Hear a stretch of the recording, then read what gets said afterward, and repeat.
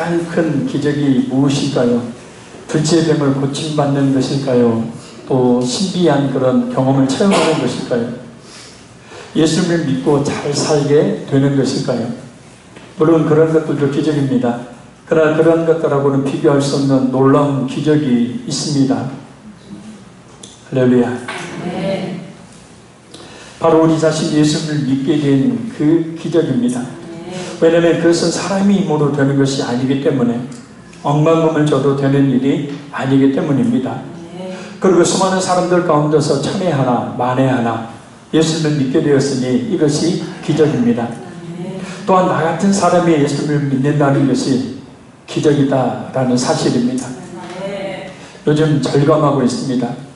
나 같은 것을 예수님 믿게 하시고 목사로 세워주셨다니, 전혀 자격이 없는 이 제 자신을 볼 때 그런 하나님의 은혜가 얼마나 큰 것인지 다시 한번 깨닫게 되어집니다.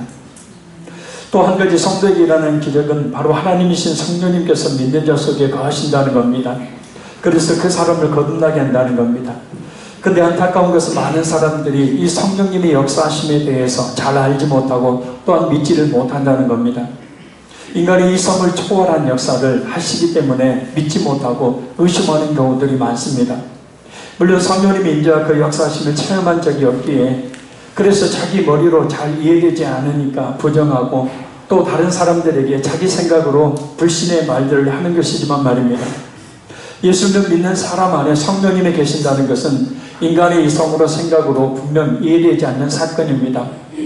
내 안에 하나님이 계시다니, 그 성령으로 말미암아 예수를 믿고 성령으로 말미암아 거듭나며 성령으로 말미암아 하나님을 아버지라 부르는 구원받은 사람이 된다는 것, 그리고 성령의 불가항력된 은혜로 말미암아서 성령의 인도함을 받고 하나님의 뜻대로 살아간다는 것, 어떻게 영적으로 죽어있는 사람이 이해할 수가 있겠습니까?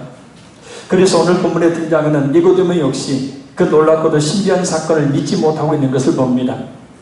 이 시간도 이 말씀을 우리 성령님께서 그 나타나심과 능력으로 역사해 주심으로 말미암아서 말씀 깨닫고 믿어지는 역사만 있기를 간절히 소원합니다. 항상 사람들 하여금 의심하게 하여 결국 믿지 못하도록 방해하는 악한 마귀가 이 시간 조금 더 틈타지 못하기를 간절히 소원합니다. 우리 9절 말씀을 같이 읽습니다.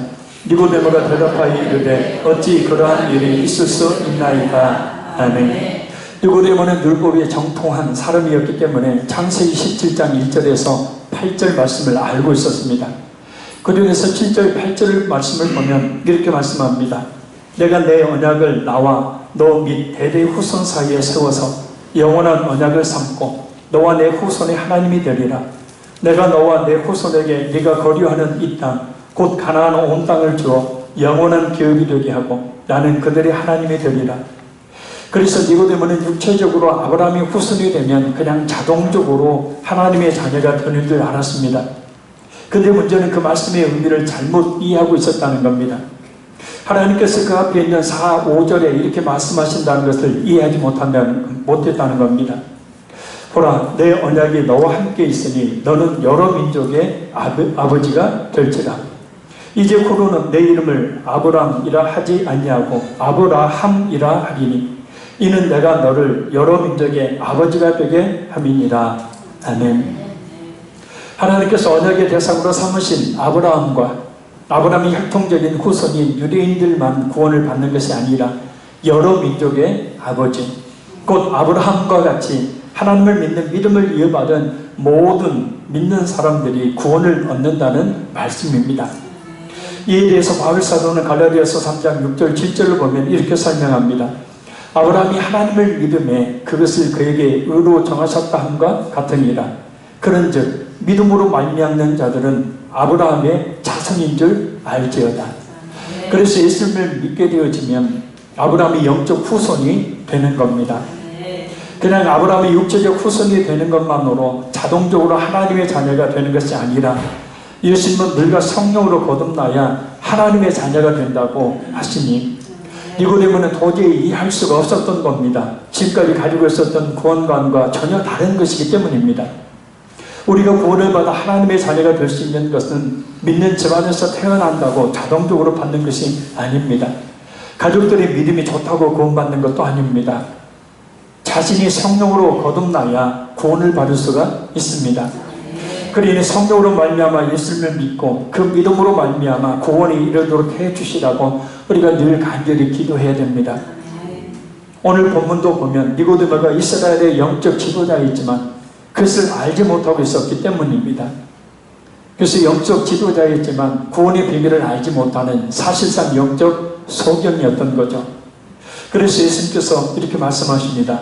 우리 10절 보겠습니다.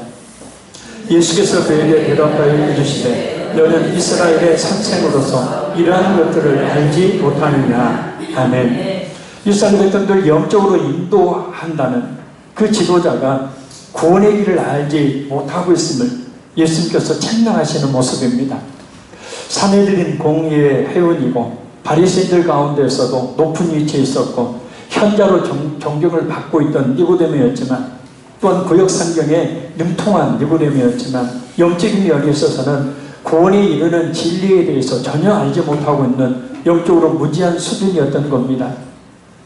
앞으로 구원의 진리를 깨닫지 못한 목회자들이 많이 등장할 겁니다.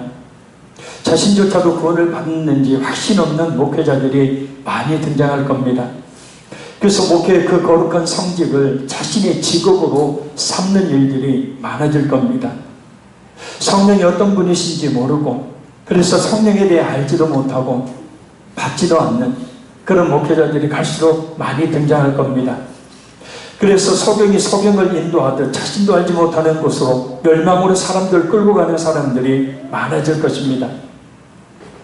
아주 극명한 예가 이단들이죠. 바로 신천지 이만희 교주죠. 자신을 보혜사라 합니다. 성령이라 합니다. 참된 목자라 합니다. 그리고 신천지만이 성경을 바로 해석할 수 있고 신천지를 통해서만 구원받을 수 있다고 수많은 사람들 현혹하여 자신이 갈 멸망의 길로 끌고 가고 있습니다. 교인들 역시 마찬가지입니다.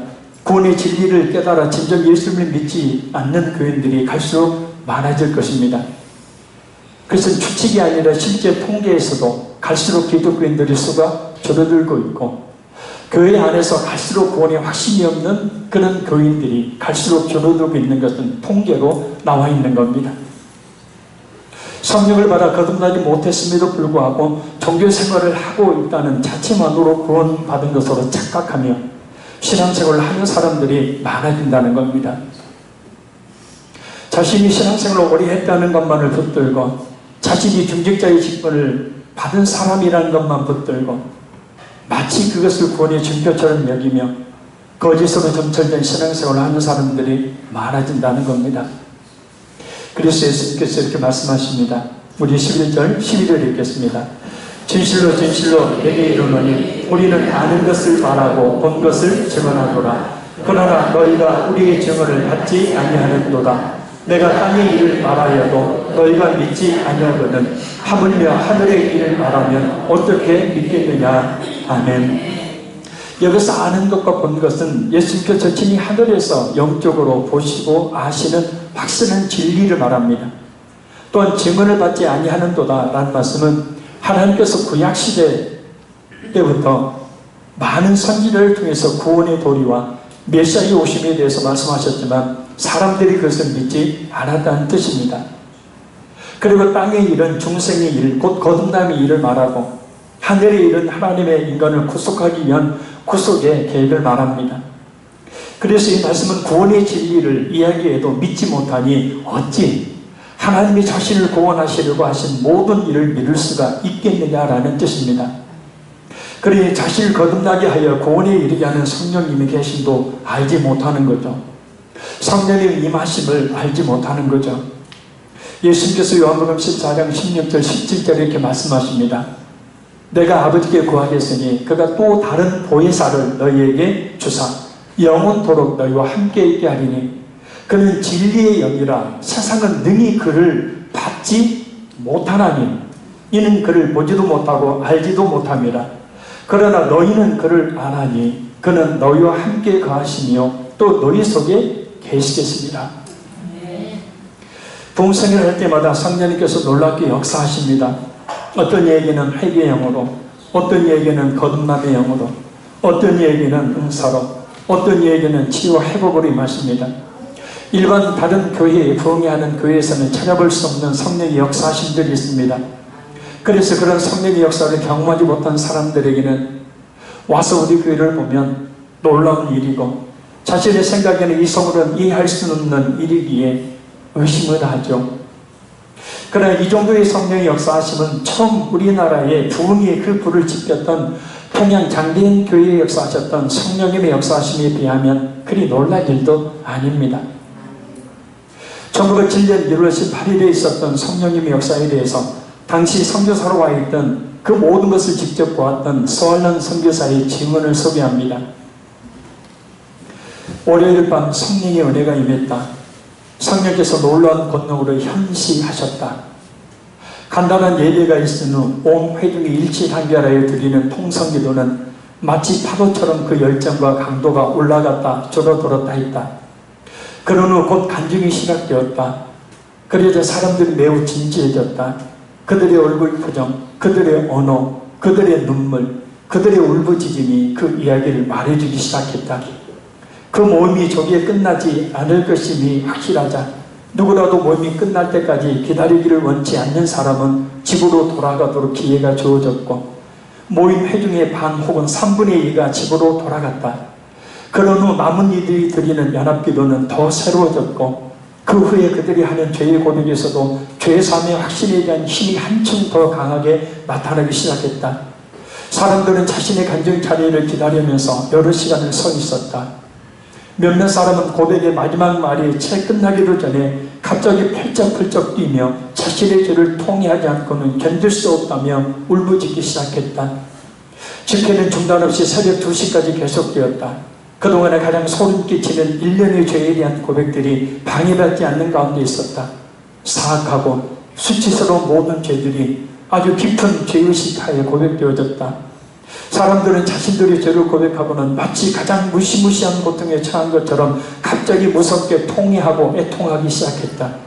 때로는 마치 숨을 쉬지 못해 괴로워하는 것처럼 자신의 가슴을 치며 자신의 그 옷가슴을 풀어헤쳤다. 때로 그들 중에는 갑자기 마룻바닥에 엎드려져 몹시도 통회하는 가운데 손바닥으로 바닥을 연타하기도 했다. 다음은 블레어 선교사 한국 이름은 방위량 선교사의 증언입니다. 내가 결코 전에 보지 못했던, 또 하나님께서 만약 그것이 절대적으로 필요하다고 말씀하지 않는 한 다시 보고 싶지 않은 그와 같은 집회가 시작되었다. 사람이 지을 수 있는 모든 죄악이 공개적으로 그날 밤 고백되었다.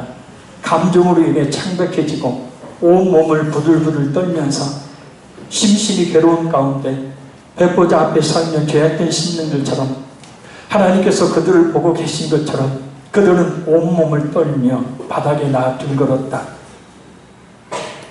언더우드 선교사의 아내 릴리아스 선교사의 증언입니다.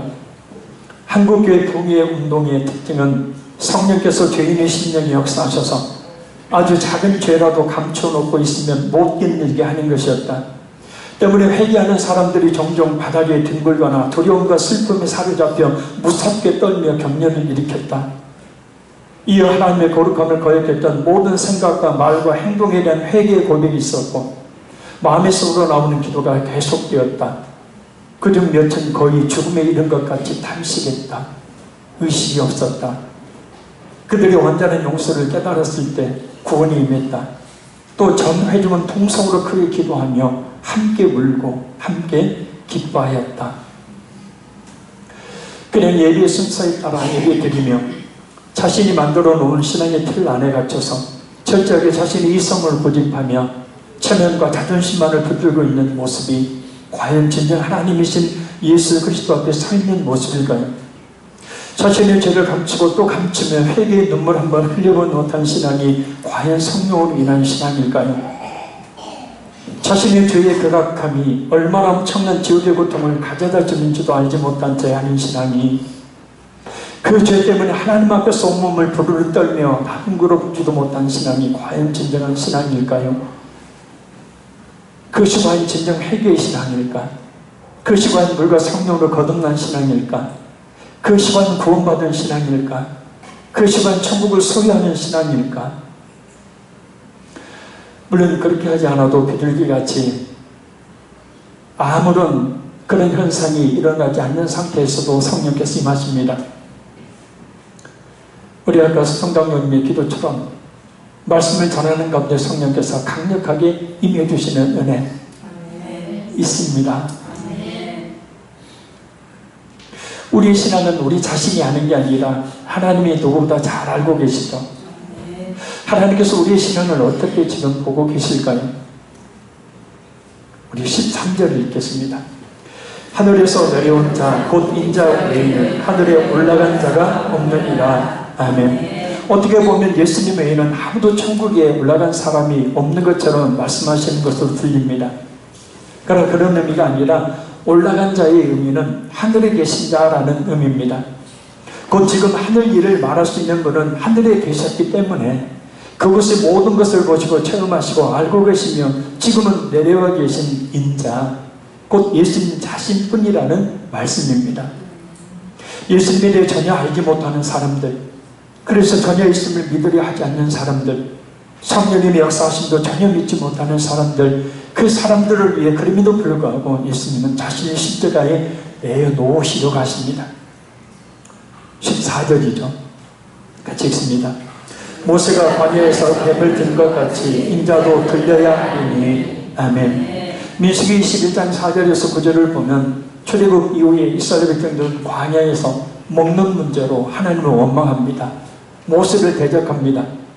그래서 하나님께서는 불뱀을 보내셔서 사람들을 물어 죽게 하시는 진리를 내리시죠. 많은 사람들이 죽어가자 사람들은 하나님과 모세를 원망하며 대적한 것을 후회하고 모세들을 기도해서 자신들을 살려달라고 합니다. 이에 모세가 하나님께 기도하자 하나님께서는 노뱀을 만들어 장대에 높이 달아 그 뱀을 보자마자 낫게 만드십니다. 여기서 불뱀은 사탄을 상징하죠. 계시록에서 리오야단이라고 뱀으로 표현합니다. 그리고 그 불뱀에 물려 죽었던 사람들은 하나님을 원망하며 죽음에 이르게 된 사람들을 말합니다. 사탄의 꾀임에 빠져 죽게 될 죄인을 말합니다. 그리고 노뱀은 그 노뱀이 장대에 높이 달리고 그 노뱀을 바라보는 자마다 살듯이 예수님을 말합니다. 그래서 인자도 들려야 하리니 라는 말씀은 예수님의 십자가의 죽으심을 예언하시는 거죠. 당시 이스라엘 백성들이 살 수 있는 방법은 간단했습니다. 비록 하나님을 원망하는 죄를 저질렀지만 하나님께서 살 수 있는 방법을 주셨는데 노뱀을 그냥 쳐다보기만 하면 되는 겁니다. 마찬가지로 우리가 구원받는 방법도 아주 간단합니다. 갈보리산 위에 십자가에 못 박혀 죽으신 예수 그리스도를 믿기만 하면 된다는. 그런데 사람들은 그렇게 쉬운 살 수 있는 방법이 있음에도 불구하고 노뱀을 바라보지 않는 거죠. 예수님을 믿지 않는 거죠. 무슨 노뱀을 본다고 살 수가 있어. 지금 빨리 뱀을 피해서 도망가야지. 지금 그거 쳐다볼 시간이 어디 있어. 마찬가지로 예수님을 믿으면 구원받는다고 세상에 공짜가 어디 있어. 그것보다 중요한 것은 지금 돈을 버는 거야. 나 바빠. 그 딴 거 믿을 시간 없어. 웃기는 소리 하지 마. 그럼 어떻게 합니까? 예수님을 믿어야 구원받으니 말입니다. 우리 15절 읽겠습니다. 이는 그를 믿는 자마다 영생을 얻게 하려 하십니다. 아멘. 이스라엘 백성들이 죽어가게 된 것은 바로 자신들의 원망 때문이었지만 그 징계의 도구는 불뱀이었으므로 다시 장대 위에 매달려 있는 노뱀을 찾아본다는 것은 그리 쉬운 일이 아니었습니다. 왜냐하면 사람이 아픔이나 고통을 겪으면 외상후 스트레스 장애가 오기 때문입니다. 큰 충격을 받으면, 사고를 당하면, 아픔을 당하면, 말로 인해 상처를 받으면 외상후 스트레스 장애가 오게 되어져요. 그래서 그 사람 보고 싶지 않죠. 그런 상황 맞닥뜨리고 싶지 않죠. 사고 났던 장소 가고 싶지 않습니다. 전에 어떤 교인이 충분히 차를 살 수 있음에도 불구하고 차를 사지 않고 그 먼 거리들을 걸어 다니는 겁니다. 그래서 제가 물어봤어요. 왜 그러냐고. 했더니 가족들이 교통사고가 나서 가족들이 죽고 다치는 그 사고를 보고 그 위에는 차만 보면 겁이 난다는 거예요. 그래서 차를 사지 않고 그 먼 거리를 걸어 다니고 대중교통을 이용하는 겁니다. 노뱀, 외상후스트레스 장애에 의하면 분명히 자기들을 물어주겠던 불뱀을 생각하게 되죠. 그래서 다시는 보고 싶지 않기 때문에, 그러나 그럼에도 불구하고 그것을 쳐다보라고 하십니다. 바로 그것은 영생을 얻는 길이기 때문에, 곧 이것은 우리의 인간의 생각과 이성을 죽여야만 믿음을 얻게 된다는 뜻이에요. 우리의 생각으로 기독교를 접근하는 한, 우리의 생각으로 예수님을 접근하는 한, 그 예수님은 그저 성인일 뿐이지 훌륭한 인물일 뿐이지 자신의 구원자가 되지를 못하는 거죠. 영생을 얻는 것은 믿는 자에게 임할 결과를 말합니다. 이는 하나님의 생명에 참여하는 것을 말합니다. 이는 미래의 성도들이 있을 것이기도 하지만 지금 현재 성도들에게 주어진 것을 말합니다. 요한복음 5장 24절 말씀입니다. 내가 진실로 진실로 너희에게 이르노니 내 말을 듣고 또 나 보내신 이를 믿는 자는 영생을 얻었고 심판에 이르지 아니하나니 사망에서 생명으로 옮겨졌느니라. 또한 6장 47절 말씀입니다. 진실로 진실로 내가 이르노니 믿는 자는 영생을 가졌나니 그래요. 이 가졌나니라는 이 과거의 이 헬라어의 문법은 한 번 이루어진 사건을 이야기하는 겁니다. 그래서 예수님을 확실히 믿게 될 때 이미 구원을 받은 거예요. 영생을 가진 거예요. 아멘. 그래서 자신이 영생을 얻었다는, 영생을 가졌다는 것을 믿는 것을 뭐라고 하냐면 구원의 확신이라고 이야기합니다. 그러나 중요한 것은 그것이 자신이 확신하는 것이 아니라 성령께서 확신하게 만들어 주셔야 한다는 거예요. 성령께서 그것을 믿도록 하신다는 거예요. 그래서 요한복음 8장 14절 16절 말씀에 무릇 하나님의 영으로 인도함을 받는 그들은 하나님의 아들이라.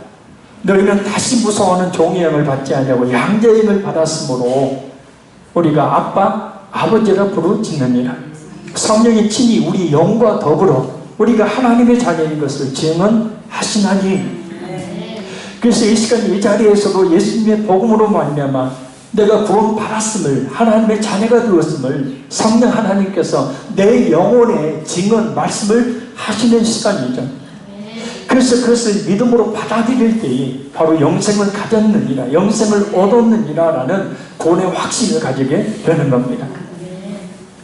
그래서 진짜 예수님을 믿어 구원을 받은 사람, 성령을 받은 사람만이 구원의 확신을 가지게 되는 겁니다. 지금 죽어도 예수님의 십자가의 공로로 말미암아 영원한 생명을 얻는다는 확신을 가지는 것. 글쎄, 나도 잘 모르겠는데 죽어봐야죠. 지은 죄가 하도 많아서 어떻게 될지 몰라요. 하나님이 나 같은 것도 구원해 주실까요? 그런 말 하지 않습니다. 왜냐하면 자신을 보니까 구원받을 수가 없는 거예요. 맞습니다. 우리 모두는 구원받을 자격이 전혀 없죠. 거룩한 하나님의 말씀을 설교하고 있는 제 자신도 제 자신의 모습을 보면 구원받을 만한 조건은 하나도 없습니다. 목사로서 더 거룩하고 경건해야 되는데 그렇지 못한 모습들이 많기 때문에, 그래서 예수님의 공로라고 하는 겁니다. 우리의 공로가 아니라 예수님의 공로. 그 예수님의 공로는 우리의 과거, 현재, 미래의 모든 죄를 그물에 지시고 십자가에 죽으심으로 단번에 우리 과거, 현재, 미래의 모든 죄를 단번에 사해 주신 겁니다. 그것은 우리에게서 비롯된 것이 아니라 하나님께 비롯된 거죠. 그래서 구원은 사람에게 있는 게 아니라 하나님께 있는 것이고, 그 구원에 대한 확신을 가진 성도는, 그래서 그 구원을 받은 성도는 내가 구원받았다는, 예수님의 십자가의 그 구속의 공로로 말미암아서 내가 모든 죄를 사함받고 구원을 받았다는 확신을 갖게 되는 겁니다. 그 확신을 주시는 분이 바로 누구냐면 성령 하나님이셔요. 목숨 죽어도 구원을 받는다는 사실을 확실히 믿는다. 왜냐하면 그 믿음으로 말미암아서만 구원받을 수 있기 때문에 영생을 얻는 길은 예수 그리스도를 자신이 하나님 구원자로 믿는 것뿐입니다. 다른 것은 없습니다. 불의 십자가에 못 박혀 죽으시며 자신의 모든 죄를 사해 주신 예수 그리스도를 진심으로 믿음으로 영원한 생명을 얻는 우리 모두가 되어야 합니다. 하나님께서 교회를 세우시고 하나님께서 하나님의 말씀의 성경을 주시고 그 말씀을 전하는 설교에 영광을 주신 것은 복음을 증거하도록 하기 위해서입니다. 구약에 수많은 선지자들 하나님께서 보내셨지만 그들은 그 선지자의 말을 듣고도 믿지를 않았습니다. 자신의 생각으로. 아브라함의 육체적인 혈통만 이어받으면 구원받는다는 한 가지 고정관념에 사로잡혀서 그런 육체적인 피를 이어받는 후손이 아니라 아브라함이 가졌던 그 믿음을 가진 자만이 구원을 받는다는 이 한 가지 사실을 도저히 받아들이지 않았던 거예요.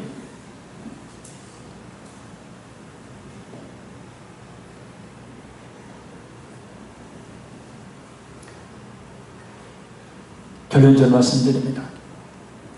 이 시간 오늘 세례받는 우리 목사님 형제도 있습니다. 어제 고뇌 확실히 대한 질문을 했고 대답을 했습니다. 우리 모두 다시 한번 이 시간 우리 주님을 진정 나의 하나님으로 나의 구원자로 믿는 진심을 다한 예수님을 영접하는 기도를 우리 잠시 하기를 원합니다. 그냥 입술만 열지 마시고 간절히 기도를 따라하시며 진심으로 예수님 영접하는 이 시간 되기를 바랍니다. 기도하겠습니다. 주 예수님, 저는 죄인입니다. 지금까지 저는 제 자신을 믿고 많은 죄를 지으며 살아왔습니다. 지금 이 시간 저의 모든 죄를 회개하오니 용서하여 주옵소서. 예수님께서 저의 죄 때문에 십자가에 죽으시고 죽어도 다시 산다는 그것을 알도록 하기 위해서 3일 만에 부활하신 것을 제 마음에 믿습니다. 예수님, 지금 제 마음의 문을 영원히 예수님께서 제 마음에 들어오셔서 저희 하나님, 저의 구원자가 되어 주옵소서. 제가 하나님 앞에 설 때까지 저의 삶의 주인이 되어 주시고 저를 인도하여 주옵소서. 예수님 이름으로 기도하옵나이다. 아멘. 그냥 기도 잘 따라했다 이게 아니고 제가 영적 기도를 많이 해봤는데요, 진짜 안 믿는 사람은 못해요.